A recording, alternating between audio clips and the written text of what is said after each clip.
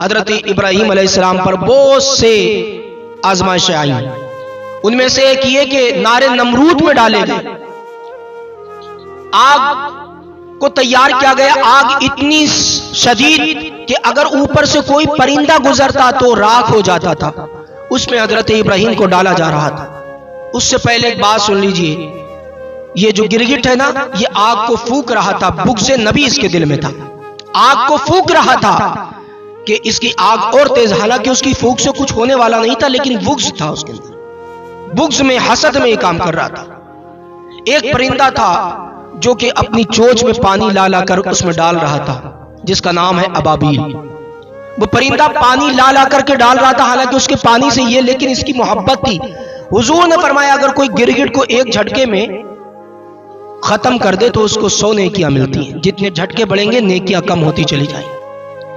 لیکن سنو، حضرت ابراہیم علیہ السلام کے لیے جو آگ لگائی گی، اس میں جو پرندہ پانی ڈال رہا تھا، اپنی چونچ سے ذرا سا پانی اس میں آتا، بجھانے کی کوشش کر رہا تھا، اس کو اللہ تعالیٰ نے اس مرتبے پر فائز کر دیا کہ قرآن کے اندر اس کا ذکر کیا. الم تر کیف فعل ربک باصحاب الفیل الم یجعل کیدہم فی تضلیل وارسل علیہم طیرا ابابیل ترمیہم بحجارۃ من سجیل فجعلہم کعصف مأکول. اور اس پرندے کا ذکر اللہ نے قرآن میں کیا. جب جب قرآن کی اس سورت کی تلاوت کی جائے گی، پڑھنے والے کو ثواب ملتا چلا جائے گا. اللہ تعالیٰ نے اس کو کتنا بلندی پر، کتنے بڑے مرتبے پر فائز کر دیا. اور گرگٹ جس نے بغض نبی میں آگ کو بھڑکانے کی کوشش کی تو اس کو مارنے میں بھی ثواب ہے. تو پتا چلا کہ نبی کا عشق کہاں سے کہاں پہنچا دیتا اور نبی کا بغض آسمان سے زمین پر لے آتا ہے. اس لیے آل نبی سے محبت کریں، نبی سے محبت کریں، حسین سے محبت کریں، علی سے محبت کریں، آل نبی سے محبت کریں، انشاءاللہ بیڑا پار ہو جائے گا. اب میں آپ کو بتانا یہ چاہتا ہوں کہ کئی مرتبہ امتحان لیا گیا. جب حضرت ابراہیم علیہ السلام کو آگ میں ڈالا جا رہا تھا، حضرت جبریل آئے اور کہا کیا کوئی ضرورت، حاجت ہے کوئی؟ کہ مجھے حاجت ہے، لیکن جو حاجت ہے میرا رب جانتا ہے، اللہ پاک جانتا ہے، وہی مدد کرے گا. حضرت جبریل چلے گئے. اللہ تعالیٰ نے آگ کو گلزار میں تبدیل فرما دیا. حضرت ابراہیم جب آگ میں ڈالے گئے تو آپ جیسے جیسے اندر جا رہے تھے، آگ گلزار بنتی چلی جا رہی تھی. اور نمرود اور اس کی بیٹی یہ منظر دیکھ رہی تھی. حضرت ابراہیم آگ کے اندر پھولوں میں تخت پر بیٹھے ہیں.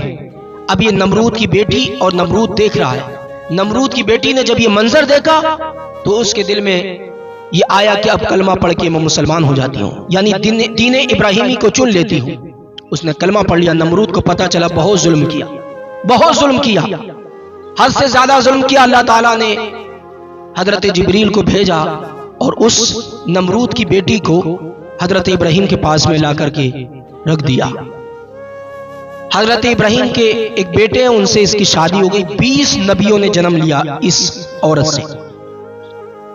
اب میں آپ کو بتانا چاہتا ہوں میرے بھائیوں، یہ جو یقین ہے نا رب پر، یہ جو عقیدہ ہے انسان کو کہاں سے کہاں تک پہنچا دیتا ہے. آگ بھی اثر نہیں کرتی ہے، لیکن ہمیں مضبوطی سے اپنے رب پر یقین کرنا چاہیے. آج ہم روزی کمانے کے لیے حلال اور حرام میں فرق نہیں کرتے. میرے بھائیوں سنو، اپنے رب پر بھروسہ رکھو. لوگ کہتے 1 نمبر کام اگر کریں گے تو کھانے کے بھی لالے پڑ جائیں گے، 2 نمبر اس لیے کرتے ہیں. ارے سنو، آپ جھوٹے ہو، مکار ہو. 1 نمبر کام کرو اور اللہ پر بھروسہ رکھو. تم ترقی اگر چاہتے ہو، ترقی حقیقت میں ملے گی تو جائز کام سے ملے گی، حلال روزی سے ملے گی، مگر اپنے رب پر یقین رکھو. جو رب حضرت ابراہیم کو آگ کے اندر سلامتی دے سکتا ہے، جو رب مچھلی کو پانی کے اندر، سمندر کے اندر غذا دے سکتا ہے، جو رب سمندر کے اندر پتھروں کے نیچے کیڑے مکوڑوں کو غذا دیتا ہے، وہی رب ہمیں کھانا اور پانی ضرور عطا فرمائے گا. لیکن ہمیں اپنے رب پر یقین ہونا چاہیے.